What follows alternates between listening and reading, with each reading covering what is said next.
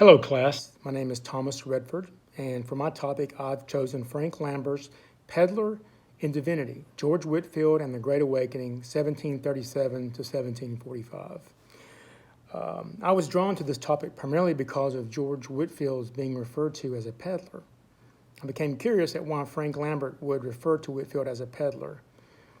Knowing what I knew about George Whitfield, I did not correspond the term peddler to a renowned Great Awakening evangelist.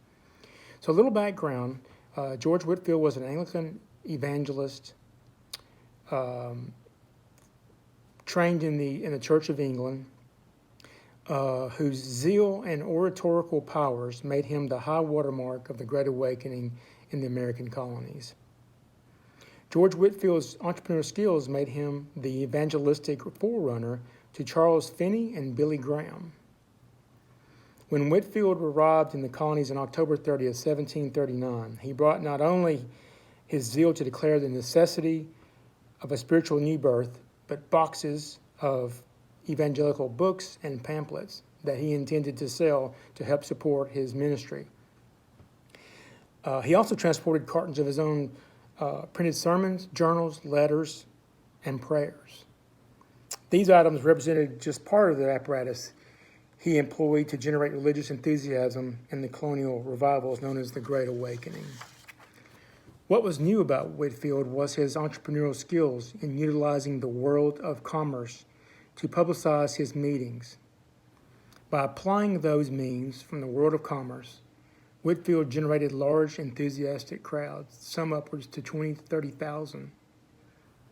The evangelist used commercial language and techniques to afford him a new way of organizing, promoting, and explaining his evangelical mission.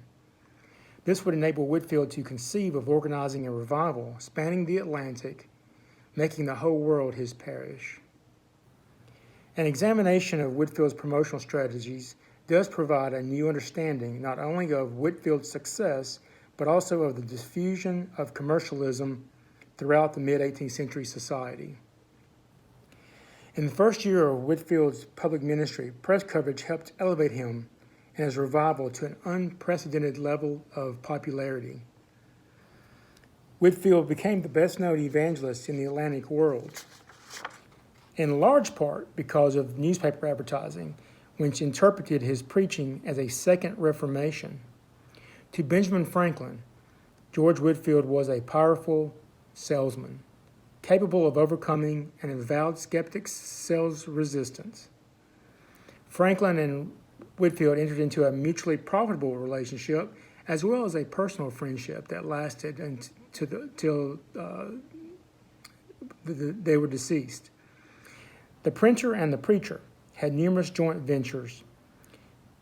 In the Pennsylvania Gazette, an announcement was made to announce the publication of Whitfield's writings and also his reported arrival into Philadelphia.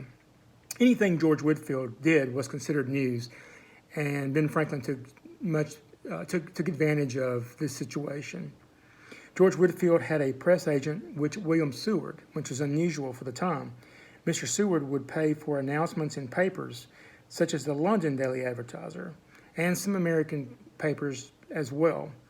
Some of these announcements would find their way on the front page of said papers. Although the London clergy had long employed newspapers to publicize charity events, under Seward's guidance, Whitfield transformed mere notices into advertisements that rivaled those promoting the latest consumer goods. Thank you.